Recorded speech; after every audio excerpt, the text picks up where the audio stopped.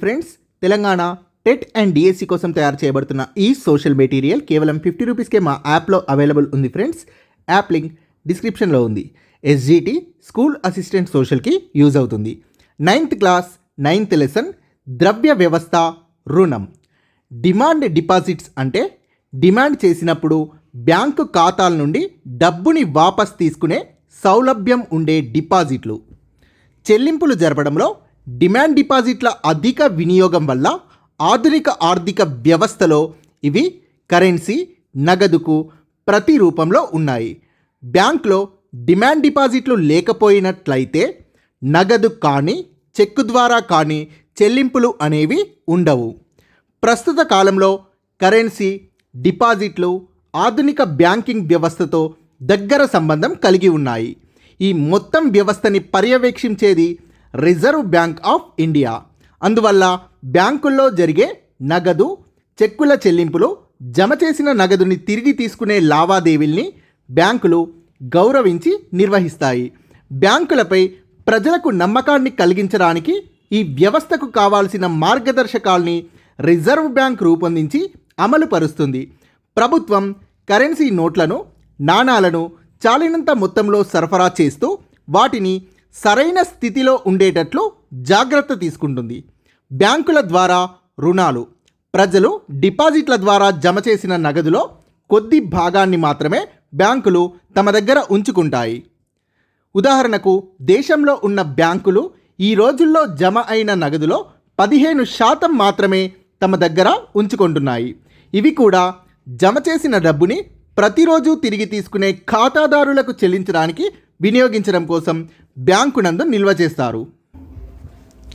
బ్యాంకులోని మొత్తం ఖాతాదారులలో ప్రతిరోజు కొద్దిమంది ఖాతాదారులు మాత్రమే జమ చేసిన నగదుని తిరిగి తీసుకోవడానికి వస్తారు.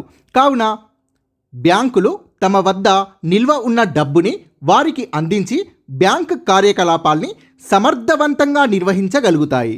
ప్రపంచవ్యాప్తంగా ఉన్న బ్యాంకులన్నీ ఇదే విధంగా తమ వద్ద ఉన్న కొద్దిపాటి నగదునే ఖాతాదారులకు వారి డిమాండ్ మేరకు చెల్లిస్తూ ఖాతాదారుల్లో నమ్మకాన్ని కలుగజేస్తాయి. జమ అయిన నగదులో అధిక భాగాన్ని రుణాలు ఇవ్వడానికి బ్యాంకులు వినియోగిస్తాయి. వివిధ ఆర్థిక కార్యకలాపాలకు పొందే రుణాల కోసం అధిక డిమాండ్ ఉంది. బ్యాంకులు అధిక నిధులు ఉన్న డిపాజిటర్లకు, డబ్బు అవసరమున్న రుణగ్రహీతలకు మధ్య వారధిగా పనిచేస్తాయి. బ్యాంకులు డిపాజిట్లపై ఇచ్చే వడ్డీ కన్నా అధికమైన వడ్డీని రుణాలపై వసూలు చేస్తాయి. రుణాలపై వసూలు చేసే వడ్డీకి, డిపాజిట్లపై ఇచ్చే వడ్డీకి మధ్య గల భేదంగా ఉన్న నగదే బ్యాంకులకు ప్రధాన ఆదాయ వనరుగా ఉంటుంది. ప్రజలకు రుణాలు ఎందుకు అవసరం? అనేక వస్తువుల్ని రుణాల ద్వారా పొందొచ్చు. వస్తు తయారీదారులు, అమ్మేవారు వీటిని కొనడానికి ప్రోత్సహిస్తారు వస్తువులని. ముఖ్యంగా క్రమబద్ధంగా ప్రతి నెల జీతం వచ్చే వారిని, బ్యాంకుల్లో డిపాజిట్స్ కలిగిన వారిని రుణం తీసుకునే విధంగా వీరు ప్రోత్సహిస్తారు. తీసుకున్న రుణం సొమ్మును సులభ వాయిదాల్లో చెల్లించే అవకాశం కల్పిస్తారు. పాఠశాల, కళాశాల ఫీజులు, ఆరోగ్య సేవల కోసం కూడా రుణాన్ని పొందవచ్చు. రుణం తీసుకొని వ్యాపారం చేయడంలో గల ప్రధాన ఉద్దేశ్యం చెల్లించాల్సిన వడ్డీ కన్నా అధిక మొత్తం సంపాదించడం. గ్రామీణ ప్రాంతాల్లో అప్పు చేయడానికి ప్రధాన కారణం పంటని పండించడం. సాధారణంగా రైతులు పంటకాలం ప్రారంభంలో రుణాలు తీసుకొని పంటను కోసిన తర్వాత చెల్లిస్తారు. రుణాలు తిరిగి చెల్లించే విషయం ప్రధానంగా పంట ద్వారా వచ్చే ఆదాయంపై ఆధారపడి ఉంటుంది. పూచీకత్తు. అప్పు తీసుకున్నవారు తమ స్వంత ఆస్తులైన భూమి, భవనాలు, వాహనం, పశు సంపద, బ్యాంకుల్లో డిపాజిట్లు మొదలగు వాటిని పూచీకత్తుగా చూపిస్తారు. ఇవన్నీ అప్పు పూర్తిగా తీర్చే వరకు రుణదాతకు, అంటే అప్పు ఇచ్చిన వారికి హామీగా ఉపయోగపడతాయి. ఉదాహరణ, వివిధ ఆస్తులైన భూమికి సంబంధించిన రిజిస్ట్రేషన్ పట్టాలు, బ్యాంక్ డిపాజిట్లు, బంగారం, పశు సంపద మొదలైనవి అప్పు తీసుకోవడానికి పూచీకత్తుగా చూపించే వాటికి కొన్ని ఉదాహరణలు. రుణం, షరతులు. ప్రతి రుణ ఒప్పందం రుణగ్రహీత రుణదాతకు అసలుతో పాటు చెల్లించాల్సిన వడ్డీ రేటుని తెలుపుతుంది. రుణం ఇవ్వడానికి తీసుకునే వారి నుండి ఏదైనా పూచీకత్తుని కోరతారు. అప్పు తీసుకున్నవారు అప్పును తిరిగి చెల్లించకపోతే వారు పూచీకత్తుపై చూపించిన ఆస్తిని అమ్మేసి తమకు రావాల్సిన సొమ్ముని రాబట్టుకునే హక్కు అప్పు ఇచ్చిన వారికి అంటే రుణదాతలకి ఉంటుంది. రుణ షరతులు అంటే వడ్డీ రేటు, పూచీకత్తు, వివిధ పత్రాలు, తీసుకున్న అప్పు తిరిగి చెల్లించే విధానం, ఇవన్నీ రుణ షరతులు. వివిధ అప్పులకు వేర్వేరు షరతులు వర్తిస్తాయి. కొన్నిసార్లు అప్పు ఇచ్చేవారు తీసుకునే వారిపై కూడా షరతులు ఆధారపడి మారుతుంటాయి. వివిధ రకాల రుణ ఏర్పాట్లు. బ్యాంకు నుండి పంట రుణాల్ని పొందే రైతులకు కొన్ని సౌకర్యాల్ని బ్యాంకులు కల్పిస్తాయి. ఉదాహరణకు అరుణ్ అనే వ్యవసాయదారుడు 3 సంవత్సరాల కాలానికి బ్యాంకు నుండి కొంత అప్పుని తీసుకున్నాడు. పంట కోసిన తర్వాత కొంత భాగం అమ్మి అప్పు తీర్చేట్లు ప్రణాళిక వేసుకున్నాడు. మిగిలిన పంటను గోదాంలో దాచి ఆ రసీదుని బ్యాంకు వారికి చూపించి మరికొంత రుణాన్ని పొందవచ్చు. సో ఇలా కొన్ని సౌకర్యాల్ని బ్యాంకులు కల్పిస్తాయి. భారతదేశంలో నియత, అనియత రుణాల వనరులు. ప్రజలు వివిధ వనరుల ద్వారా రుణాల్ని పొందుతారు. వివిధ రుణాల్ని వాటి స్వభావం ఆధారంగా నియత, అనియత రుణాలుగా విభజించవచ్చు.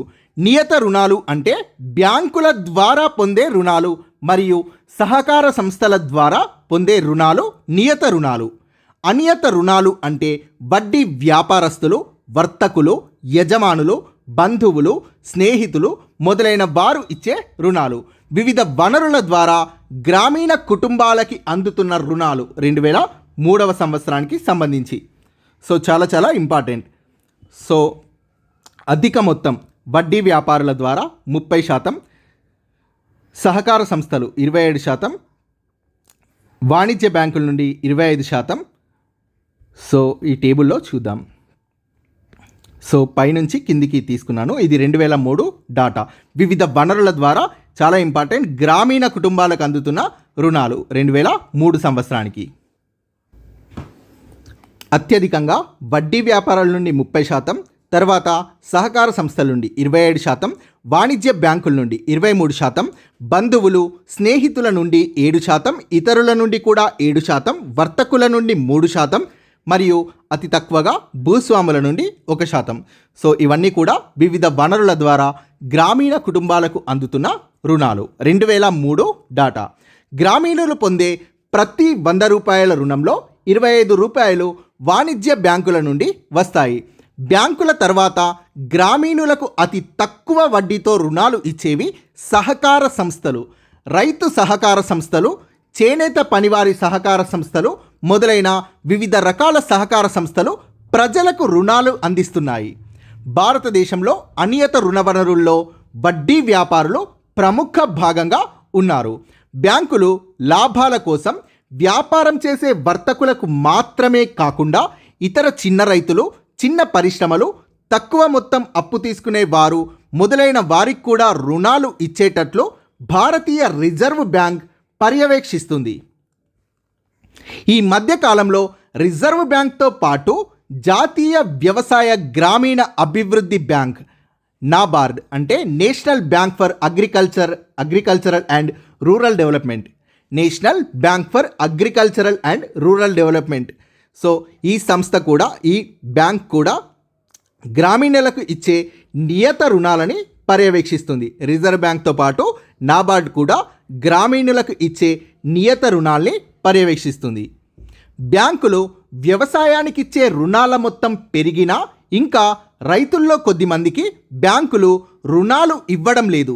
2011లో భారతదేశంలో రైతుల సంఖ్య 14 కోట్లుగా ఉండగా వీరిలో కేవలం 5.3 కోట్ల మంది రైతులకే రుణ ఖాతాలు ఉన్నాయి.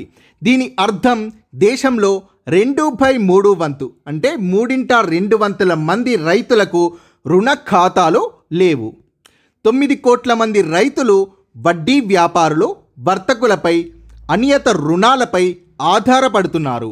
వడ్డీ వ్యాపారులు తమ ఇష్టం వచ్చినట్లు అధిక వడ్డీని వసూలు చేస్తారు. నియత, అనియత రుణాలు. అనియత రంగంలో రుణ కార్యకలాపాల్ని వడ్డీ వ్యాపారుల్ని నియంత్రించే సంస్థ లేదు. వారిష్టం వచ్చిన రీతిలో వారు వడ్డీ రేట్లను నిర్ణయించవచ్చు. భారతదేశంలో నియత అనియత రుణదాతలు రుణాలు అందించే విషయంలో చాలా తేడా ఉంది. నియత రుణ సంస్థలు ప్రభుత్వం, రిజర్వ్ బ్యాంక్ ఆఫ్ ఇండియా రూపొందించిన నియమ నిబంధనలకు అనుగుణంగా పనిచేస్తూ తమ ఖాతాదారులచే కూడా ఈ నిబంధనల్ని పాటింపజేస్తారు. అనియత వడ్డీ వ్యాపారులు ఎలాంటి ప్రభుత్వ నిబంధనల్ని పాటించకుండా తమ స్వంత పద్ధతుల్ని పాటిస్తారు. రుణగ్రహీతలు తీసుకున్న అప్పుని చెల్లించలేకపోయిన పక్షంలో నియత రుణదాతలు అప్పును తిరిగి రాబట్టడానికి వారిపై ఎలాంటి చట్టపరమైన చర్యల్ని చేపడతారు నియత రుణదాతలు. కానీ అనియత రుణదాతలు అప్పును తిరిగి రాబట్టడానికి చట్ట వ్యతిరేక చర్యలు లేదా ఎలాంటి చర్యనైనా చేపడతారు. చట్ట వ్యతిరేక చర్యలు మరియు ఎలాంటి చర్యనైనా అనియత రుణదాతలు చేపడతారు. ఈ కారణాల వల్ల అప్పుడప్పుడు రుణగ్రహీతలు అంటే అప్పు తీసుకున్న వారు ఆత్మహత్యలు చేసుకుంటున్నారు. నియత రుణ సంస్థలతో పోలిస్తే అనియత రుణదాతలు అధిక వడ్డీ రేటు వసూలు చేస్తున్నారు. అంటే అనియత రుణగ్రహీతలకు అయ్యే ఖర్చు ఎక్కువ. ప్రతి ఒక్కరికి తక్కువ వడ్డీ రేటు, అప్పును తిరిగి చెల్లించే సామర్థ్యం వంటివి కలిగించడం దేశ అభివృద్ధికి ప్రధాన అంశాలుగా పనిచేస్తాయి. భారతదేశంలోని పట్టణాల్లో నియత అనియత వనరుల ద్వారా రుణం పొందుతున్న వారి వివరాలు 2003 సంవత్సరానికి గాను. సో అప్పు తీసుకున్న కుటుంబాలు, నియత రుణాల శాతం, అనియత రుణాల శాతం, మొత్తం రుణాల శాతం. పేద కుటుంబాలు అతి స్వల్పంగా అత్యంత తక్కువగా 15% నియత రుణాలు పొందుతుంటే 85% అనియత రుణాల్ని పొందుతున్నారు. సో ఇది పట్టణాలకు సంబంధించిన వివరాలు 2003 సంవత్సరానికి. కొద్దిగా ఆస్తులున్న కుటుంబాలు 47% నియత రుణాలు పొందుతుండగా 53% అనియత రుణాలు పొందుతున్నారు. మంచి స్థితిలో ఉన్న కుటుంబాలు 72% నియత రుణాల్ని పొందుతుండగా 28% అనియత రుణాల్ని పొందుతున్నారు. ధనవంతులైన కుటుంబాలు అత్యధికంగా 90% నియత రుణాల్ని పొందుతుండగా 10% అనియత రుణాల్ని పొందుతున్నారు. సో నియత రుణాల్ని అతి స్వల్పంగా అతి తక్కువగా పొందుతున్న కుటుంబాలు పేద కుటుంబాలు కాగా, నియత రుణాల్ని అత్యధికంగా పొందుతున్న కుటుంబాలు ధనిక కుటుంబాలు. పేద కుటుంబాలు అత్యధికంగా 85% అనియత రుణాలపై ఆధారపడుతుండగా, ధనిక కుటుంబాలు కేవలం 10% మాత్రమే అనియత రుణాలపై ఆధారపడుతున్నారు. సో ఇది పట్టణాల్లో నియత అనియత వనరుల ద్వారా రుణం పొందుతున్న వారి వివరాలు 2003 సంవత్సరానికి సంబంధించి. సో దీనికి సోర్స్ భారతదేశ రుణం పెట్టుబడుల సర్వే 2003. పై పట్టిక పట్టణ ప్రాంత ప్రజల నియత అనియత రుణాల భాగస్వామ్యాన్ని తెలియజేస్తుంది. ధనిక కుటుంబాలు తక్కువ వడ్డీతో నియత రుణాల్ని పొందుతూ ఉంటే, పేద కుటుంబాలు అధిక వడ్డీతో అనియత రుణాల్ని పొందుతున్నారు. గ్రామీణ ప్రాంతాల్లో ప్రజల్లో సగం మందికే నియత వనరుల ద్వారా రుణాలు అందుతున్నాయి. మిగిలిన రుణాలు అనియత వనరులు అందిస్తున్నాయి. అనియత వనరుల నుండి పొందే రుణాల్లో అధిక భాగం ఎక్కువ వడ్డీ రేటుతో ప్రజల ఆదాయాన్ని కొద్దిగా మాత్రమే పెంచుతున్నాయి. అందువల్ల బ్యాంకులు, సహకార సంస్థలు గ్రామీణ ప్రాంతాల ప్రజలకు అధికంగా రుణాలు ఇవ్వడం అవసరం. దీనివల్ల రుణాల కోసం అనియత వనరులపైన ఆధారపడటం తగ్గుతుంది. నియత వనరుల రుణాలు మరిన్ని ప్రదేశాలకు విస్తరించి ప్రతి ఒక్కరూ పొందేలా ఉండాలి. ప్రస్తుతం నియత రుణాల్ని ధనిక వర్గం పొందుతూ ఉండగా, పేదవారు అనియత వనరులపై ఆధారపడుతున్నారు. నియత వనరుల రుణాలు అందరికీ సమానంగా అందిస్తే పేద ప్రజలు తక్కువ వడ్డీపై రుణాల్ని పొందగలుగుతారు. పేదలకు స్వయం సహాయక బృందాలు అనియత వనరుల కన్నా బ్యాంకు నుండి రుణం పొందడమే కష్టం.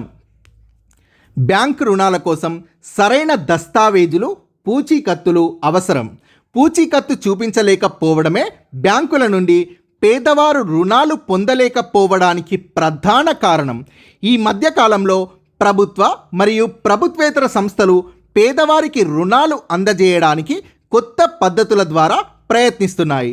పేదవారిని సమీకృతం చేయడం, ముఖ్యంగా స్త్రీల కోసం వారు పొదుపు చేసే డబ్బుని సేకరించడం, దీనికోసం స్వయం సహాయక బృందాల్ని ఏర్పాటు చేసి నిర్వహించడం ఈ కొత్త పద్ధతుల ఉద్దేశ్యం. ప్రతి స్వయం సహాయక బృందం అంటే సెల్ఫ్ హెల్ప్ గ్రూప్లో 15 నుండి 20 మంది ఒకే ప్రాంతానికి చెందిన వారు సభ్యులుగా ఉంటూ నిరంతరం కలుస్తూ వారి డబ్బుని పొదుపు చేస్తారు. ప్రతి స్వయం సహాయక బృందంలో 15 నుండి 20 మంది ఒకే ప్రాంతానికి చెందిన వారు సభ్యులుగా ఉంటారు. ప్రతి ఒక్కరూ 25 రూపాయల నుండి 100 రూపాయలు లేదా అంతకన్నా ఎక్కువ వారి సామర్థ్యాల్ని బట్టి పొదుపు చేస్తారు. ప్రతి ఒక్కరూ 25 రూపాయల నుండి పొదుపు చేస్తారు వారి సామర్థ్యాన్ని బట్టి. ఎవరైనా సభ్యులు రుణం అవసరమైతే తమ బృందం నుండి అందరూ కలిసి దాచుకున్న సొమ్ముని అప్పుగా పొందొచ్చు. బృంద సభ్యులు అప్పు తీసుకున్న వారి దగ్గర నుండి వడ్డీని వసూలు చేస్తారు. ఈ వడ్డీ వ్యాపారులు వసూలు చేసే వడ్డీల కన్నా తక్కువగా ఉంటుంది. 1 లేదా 2 సంవత్సరాల పాటు బృందంలోని సభ్యులందరూ క్రమం తప్పకుండా పొదుపు చేస్తే వారికి బ్యాంకు రుణం పొందే అర్హత వస్తుంది. బ్యాంకులతో ఉండే ఈ సంబంధం అందరికీ ఇచ్చే రుణాల మొత్తాన్ని పెంచడానికి దోహదపడుతుంది. బృందం పేరు మీద బ్యాంకులు రుణాల్ని అందజేస్తాయి. అదేవిధంగా బృందాలు తీసుకున్న అప్పుని అందరూ కలిసి తిరిగి చెల్లించే హామీని బ్యాంకులకు ఇస్తాయి. బృందాలు తీసుకున్న అప్పుని అందరూ కలిసి తిరిగి చెల్లించే హామీని బ్యాంకులకు ఇస్తాయి. రుణాలు పొందడం, డబ్బుని పొదుపు చేయడం వంటి విషయాల్ని బృందం చర్చించి నిర్ణయిస్తుంది. అప్పుని తిరిగి చెల్లించడం బృందం యొక్క సమిష్టి బాధ్యత. ఎవరైనా సభ్యులు అప్పు సరిగ్గా చెల్లించకపోతే ఆ విషయాన్ని బృందమే పర్యవేక్షిస్తుంది. ఈ ఏర్పాట్ల వల్ల SHG అంటే సెల్ఫ్ హెల్ప్ గ్రూప్ స్వయం సహాయక బృందాల్లో సభ్యులైన పేద మహిళలకి బ్యాంకులు పూచీకత్తు లేకుండానే రుణాలు ఇవ్వడానికి ముందుకు వస్తున్నాయి. బ్యాంకులు అడిగే పూచీకత్తు సాధారణంగా వీరికి అవసరం ఉండదు. ఎందుకంటే ఈ రుణాలు బృందంలోని సభ్యులకు స్వయం ఉపాధిని కల్పిస్తాయి. బృంద సభ్యులు చిన్న మొత్తాల్ని రుణంగా పొందుతారు. ఉదాహరణకు పూచీకత్తుగా ఉంచిన భూమిని తిరిగి పొందడం, పెట్టుబడుల్ని సంపాదించడం, గృహోపకరణాల కొనుగోలు నిమిత్తం కుట్టు మిషన్, మగ్గం, పశువులు మొదలైన ఆస్తుల సంపాదన కోసం రుణాలు పొందుతారు. స్వయం సహాయక బృందాలు గ్రామీణ, పట్టణ పేద ప్రజలకు అభివృద్ధి కేంద్రాలుగా పనిచేస్తాయి. మహిళలు స్వయం కృషితో ఆర్థికంగా నిలదొక్కుకోవడానికి మాత్రమే కాకుండా వివిధ సామాజిక సమస్యలైన ఆరోగ్యం, పోషణ, గృహహింస మొదలైన వాటిని చర్చించి సరైన చర్యలు తీసుకునే వేదికగా కూడా స్వయం సహాయక బృందాల సమావేశాలు తోడ్పడతాయి. ఆర్థిక అక్షరాస్యత ప్రతి ఒక్కరికి ఆర్థిక అవసరాలపై జ్ఞానాన్ని కలిగించి ఆర్థికపర నిర్ణయాలు తీసుకోవడంలో తోడ్పడుతుంది. ఆర్థిక అక్షరాస్యతపై ఆసక్తి ఆర్థికపరమైన ప్రణాళికలకు, ఉన్నతమైన ఆర్థిక లక్ష్యాలకు, రుణాలు, పొరపాట్ల నుండి రక్షణకు దోహదం చేస్తుంది. పొదుపు చేసే అలవాటుని పెంపొందించడం, డబ్బుని సమర్థంగా వినియోగించడం దీని ఉద్దేశ్యం. ఆర్థిక సేవల పట్ల అవగాహనను కల్పిస్తుంది. రిజర్వ్ బ్యాంక్ ఆఫ్ ఇండియా వెబ్సైట్లో ఆర్థిక అక్షరాస్యతకు సంబంధించిన సమాచారం అందుబాటులో ఉంటుంది. Reserve bank of India website www.rbi.org.in. So మిమ్మల్ని క్వశ్చన్ అడిగేది ఉంటే ఒకవేళ ఈ ఓఆర్జీనా, ఆర్బీఐ వెబ్సైట్ అడిగి ఓఆర్జీనా .com.in సో అలా అడిగే ఛాన్స్ ఉంటుంది. ఆర్గనైజేషన్ ఓఆర్జీ అనేది గుర్తుపెట్టుకోండి. Reserve bank of India website www.rbi.org.in. So reserve bank of India వెబ్సైట్లో ఆర్థిక అక్షరాస్యతకు సంబంధించిన సమాచారం అందుబాటులో ఉంటుంది. ఈ సమాచారం అనేక విషయాల్ని తెలియజేస్తుంది. ఉదాహరణ, కరెన్సీ నోట్ల అసలు, నకిలీల ఉనికి అంటే నిజమైన నోట్ల, దొంగ నోట్ల, ఆర్బీఐ గురించి, సామాన్య మానవునికి ఆర్బీఐ చేసే సేవ గురించి, విదేశాల నుండి పెద్ద మొత్తంలో డబ్బు అందిస్తామనే ప్రకటనలను గురించి హెచ్చరించడానికి, ఈమెయిల్, ఎస్ఎంఎస్ల ద్వారా అందించబడే డబ్బుల గురించి, ఇంటర్నెట్లో బ్యాంకు ఖాతాల వివరాల గురించి హెచ్చరించడం, బ్యాంకుల్లో లభించే రుణాల వివరాలు, బ్యాంకుల్లోనే ఎందుకు డబ్బుని పొదుపు చేసుకోవాలి, అంబుడ్స్మన్ ద్వారా సమస్యల పరిష్కారాలు, ప్రైవేట్ బ్యాంకుల్లో డబ్బు పొదుపుపై హెచ్చరికలు, డిపాజిట్లపై బీమా గురించి వివరాలు, పిల్లలకు ఆర్బీఐ వల్ల లాభాల గురించి వివరాలు, కామిక్స్ ద్వారా పొదుపు, Raju and the money tree, money Kumar and monetary policy, ఇవి కామిక్స్. సో వీటి ద్వారా పొదుపు మొదలైన విషయాల్ని వెబ్సైట్ నుండి డౌన్లోడ్ చేసుకోవచ్చు. వీటితో పాటు నిరక్షరాస్యులు, గ్రామీణ, పట్టణ, కుగ్రామాల్లోని ప్రజల కోసం state level bankers committee SLBC, state level bankers committee బ్యాంకులో పొదుపు చేయడం వల్ల కలిగే లాభాల గురించి తెలిపే కాంపాక్ట్ డిస్క్ని తయారు చేశారు.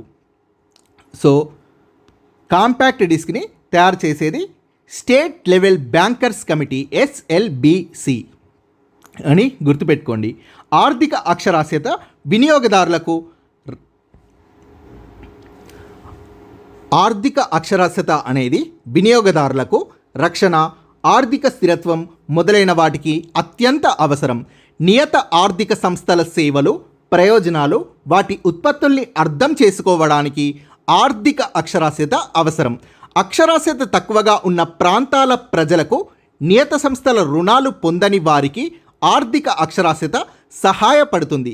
ఆర్థిక మార్కెట్ల పోకడలు అర్థం కాని ఈ రోజుల్లో సామాన్య మానవుడు కూడా తన స్వంత నిర్ణయాలు తీసుకోవడానికి ఆర్థిక అక్షరాస్యత సహాయం చేస్తుంది. ఇంకా కుటుంబాల ద్వారా అత్యధికంగా డబ్బు పొదుపు చేసే మన దేశంలో ప్రజలు తమ ఆర్థిక లక్ష్యాల్ని చేరుకోవడానికి కావాల్సిన మార్గదర్శకాల్ని అందిస్తూ ఒక ప్రధాన పాత్రని పోషిస్తుంది. నూతన చర్యలు గ్రామీణ ప్రాంతాల్లోని ప్రజలకు ఆర్థిక సదుపాయాలు మెరుగుపరచడానికి రిజర్వ్ బ్యాంక్ చర్యలు తీసుకుంటోంది. బ్యాంకులు గ్రామీణ ప్రాంతాల్లో వారి శాఖల ద్వారా కానీ, ప్రతినిధులు అంటే బిజినెస్ కరస్పాండెంట్స్ ద్వారా కానీ తమ కార్యకలాపాల్ని నిర్వహిస్తాయి. బిజినెస్ కరస్పాండెంట్స్ అంటే బ్యాంకుచే అనుమతించబడ్డ ప్రతినిధులు. వీరు తమ వద్ద గల మైక్రో ATM టెర్మినల్ ద్వారా ప్రాథమిక బ్యాంకింగ్ సేవలను ప్రజలకు అందిస్తారు. బిజినెస్ కరస్పాండెంట్స్ లేదా బ్యాంక్ ప్రతినిధులు మైక్రో ATM టెర్మినల్ ద్వారా ప్రాథమిక బ్యాంకింగ్ సేవల్ని ప్రజలకు అందిస్తారు. ఈ ప్రతినిధులు సుదూర ప్రాంతాల్లో ఉన్న గ్రామీణ ప్రజలని బ్యాంకు ఖాతాలు తెరిచి బ్యాంకులు అందించే పొదుపు, రుణ సౌకర్యాలు పొందేలా ప్రోత్సహిస్తారు. ఖాతాలు తెరవడానికి బయోమెట్రిక్ స్మార్ట్ కార్డ్ గుర్తింపు విధానాలు వినియోగించబడతాయి. ఆధార్ నెంబర్ ఆధారంగా చెల్లింపు విధానం AEPS, Aadhaar enabled payment system. Aadhaar card number online ధృవీకరణ వినియోగించి బిజినెస్ కరస్పాండెంట్ సేవా కేంద్రాల ద్వారా బ్యాంకులకు, ఇతర ఆర్థిక సంస్థలకు national payments corporation of India అందిస్తున్న కొత్త చెల్లింపు విధానం AEPS అంటే ఆధార్ ఎనేబుల్డ్ పేమెంట్ సిస్టమ్. దీన్ని అందిస్తున్నది national payments corporation of India. National payments corporation of India అందిస్తున్న కొత్త చెల్లింపు విధానం పేరు ఆధార్ ఎనేబుల్డ్ పేమెంట్ సిస్టమ్. ఖాతాదారు